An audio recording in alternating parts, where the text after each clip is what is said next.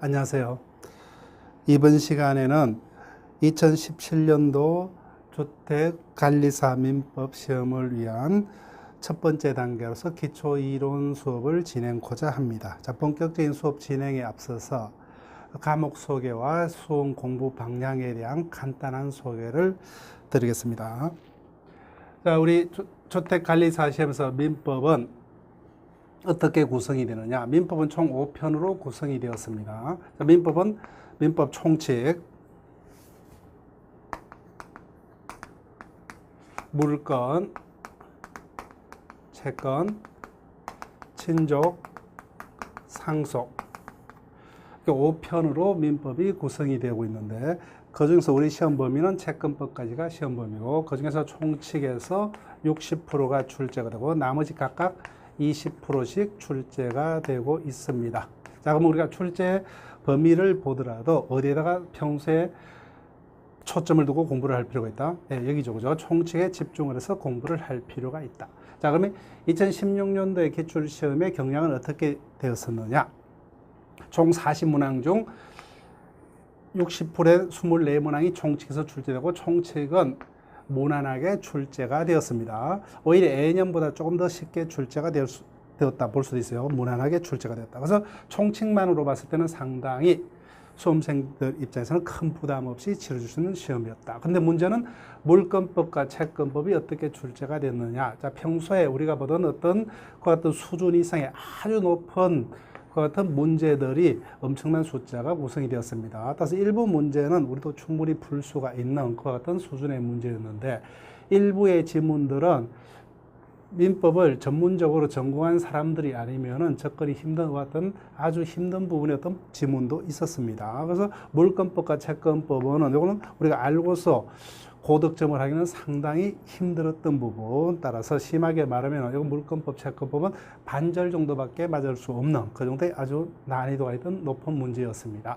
자, 그렇더라도 평소에 시험 공부 방향을 비율대로 뭐요? 총칙에다 집중하신 분들은 평소에 내가 원했던 점수, 총칙에서 대부분을 내가 확보를 했다면 물권법, 채권법에서 반절 정도만 내가 확보를 하더라도 충분히 평소에서 내가 얻어했던 70점대 이상은 맞을 수가 있었어요. 그래서 뭐 합격에는 크게 지장이 없었습니다. 근데 문제는 나는 민법에서 아주 고득점을 해야 되겠다. 다른 어떤 회계라든지 시설에서 약점이 있기 때문에 이 부분을 무조건 8, 90점의 어떤 고득점을 해서 내가 민법을 통해서 나머지 과목의 모자란 부분을 채워서 합격을 했다. 이렇게 어떤 예상을 했던 분들은 뜻하지 않게 어떻게 실패했을 가능성도 많습니다. 자, 그러면 우리가 앞으로도 공부를 할 때 어떤 방향으로 공부를 해야 되느냐. 자, 민법은 이렇게 총 채권법까지가 출제가 되는데 출제 비율이 이렇게 60%, 20%, 20% 이렇게 구성이 되기 때문에 앞으로도 우리가 공부를 할 때는 뭐예요? 총칙에다가 집중을 해서 총칙 부분에 대해서 최대한 내가 얻을 수 있는 숫자만큼을 확보를 해야 됩니다. 그래서 총칙에서 내가 거의 대부분의 문항을 내 것으로 했다면은 이 부분은 추가 개념으로 접근을 하더라도 그래서 어느 정도만 확보를 한다면 충분히 내가 여기다는 70점 이상은 쉽게 맞을 수가 있습니다. 다만 처음부터 여기다가 내가 점수를 목표치를 둔다면은 이 부분도 아주 전문적으로 공부를 해야 되는데 자, 어떤 문제가 있느냐.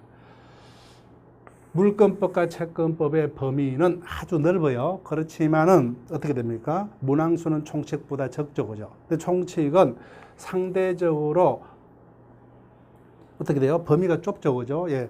전부 법조문이 총칙은 1조부터 184조까지로 총칙이 구성되어 있습니다. 근데 여기서 대부분의 문제가 출제가 되고 범위가 좁기 때문에 우리가 평소에 조금 더 깊이 있게 공부를 하고 출제 가능한 예상 문제를 많이 다뤄본다면 이 부분은 크게 빠짐없이 우리가 확보를 할 수 있죠. 근데 이 부분은 범위가 넓음에 반해서 문항수는 적어요. 근데 총칙과 똑같은 어떤 우리가 어떤 힘을 가해서 공부를 한다면 그 공부할 분량이 엄청나게 늘어나고 특히 물권법과 채권법의 일부 영역은 전문적으로 전공하는 사람이 아니면 접근하기가 힘든 그 같은 아주 어려운 파트도 있습니다.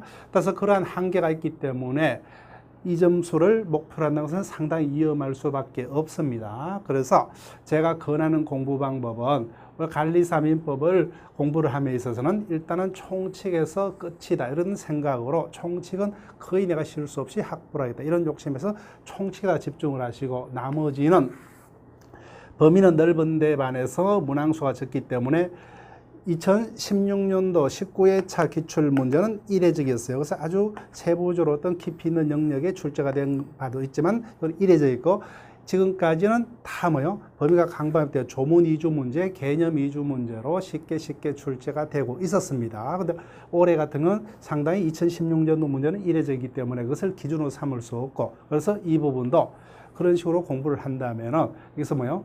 여기서 우리가 최대한 점수를 확보했다면 큰 어떤 어려움 없이 추가 개념으로 접근한다면 최소한 2점수 이상은 확보를 하고 그리고 평소같이 뭐요? 쉽게 출제가 된다면 2점수까지도 확보가 될 수가 있을 겁니다. 근데 처음부터 여기를 목표를 취한다면 물권법, 채권법이 상대적으로 상당히 어떤 깊이 있는 문제가 뜬다면 이거는 상당히 우리가 실패할 가능성이 높기 때문에 여기다가 목표를 두시고 공부를 하다가 뭐요? 얘가 예년대로 평이하게 출제가 된다면 2점수까지 받을 수가 있다. 이런 식으로 접근하는 게 바람직하다 이렇게 느낍니다. 그래서 제가 1년 동안 여러분과 더불어 민법, 관리사 민법을 강의를 함에 있어서도 계속 저는 여기다가 강조를 할 거예요. 그래서 여기서는 여러분들이 최소한 실수 없게끔 이렇게 최대한 어떤 깊이 있게 강의를 할 겁니다. 근데 이 부분은 한계가 있기 때문에 꼭 반드시 출제될 수 있는 부분 위주로 이런 식으로 강약을 조절해서 강의를 하고자 할 겁니다.